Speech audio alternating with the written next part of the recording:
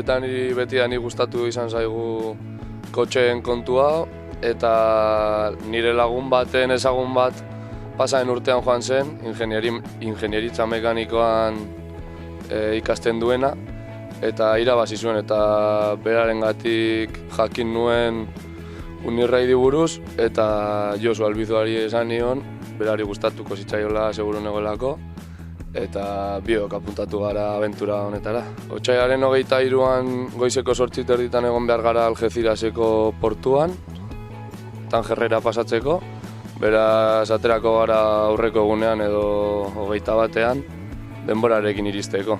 Eta hori, hemendik ditugu 1000 kilometro egiteko, pasaren urteko irabazleekin, Donostitik aterako direla ere, eta batera joango gara. Algezirasera iristean, euskaguan uste dut 7 etapa direla guztira, 1500 kilometro gutxi gora bera, eta lehenengo etapa hasten da, etapa 0 deitzen diotena, hasten da Tangerren.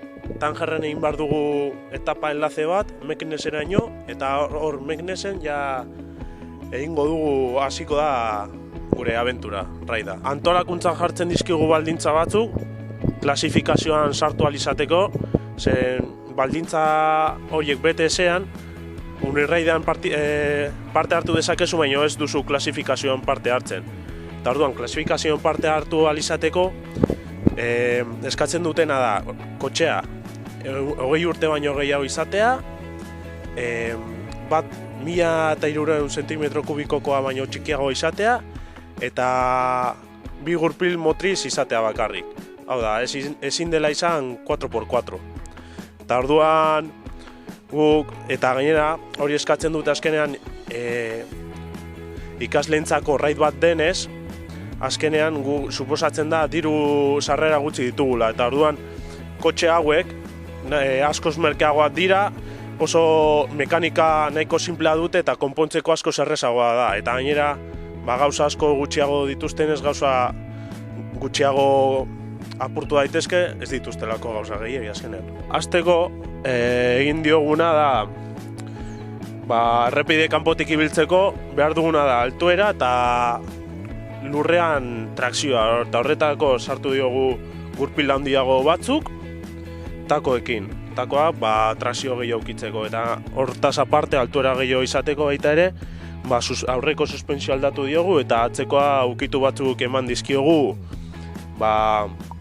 hori esan dugun altuera gehiago eukitzeko eta harriekin talkas egiteko. Gero baita ere, kubrekarter bat egin behar diogu aurreko partean. Kubrekarterra da motor azpian dagoen metalesko safla bat, oraindik ez diogu jarri. Eta hori da azkenean motorreko tramankulu gauza guztiak azpitik babesteko eta harriak ez apurtzeko dana hori. Gero, zer gehiago,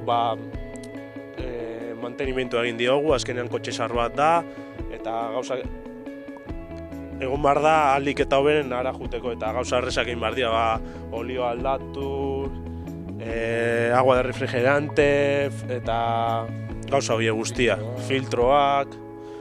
Gero baita ere, etapa bat gau ez denez, foko batzu, utzi dizkiguten foko batzu jarriko dizkiogu baita ere. Eta gero baita ere, azkenean, hor area asko dagoenez, trabatuta geratuko gara segurazki. Eta esaten digute antolakuntzak, hauek fabrikaz dakarten gantxoak ez direla oso gogorrak eta jartzeko batzuk gogorragoak. Triatzerakoan ez apurtzeko kotxe erdia, paratxok ez erdia. Eta gero emisora baita ere, emisora bat beste kotxekin komunikatu ahal izateko. Eta barruko guztia ustu. Atzeko eserlekuak kendu ditugu eta txapa biluzik dago ikusten duzuenez. Eta hori, leku gehiago ikuitzeko eta pisu gutxiago ikuitzeko baita ere. Gero pijada batzuk jarri dizkiogu, volante deportibo bat, urbiago ikitzeko eta gauza gutxi gehiago.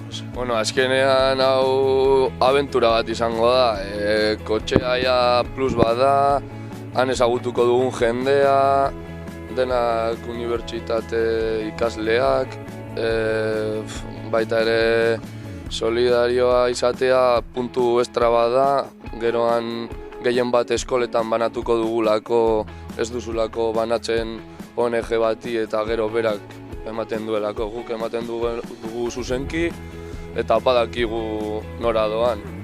Lan egiten dugu hango proiektuetan eta hori, azkenean elkar biziko dugu beraiekin ere proiektua.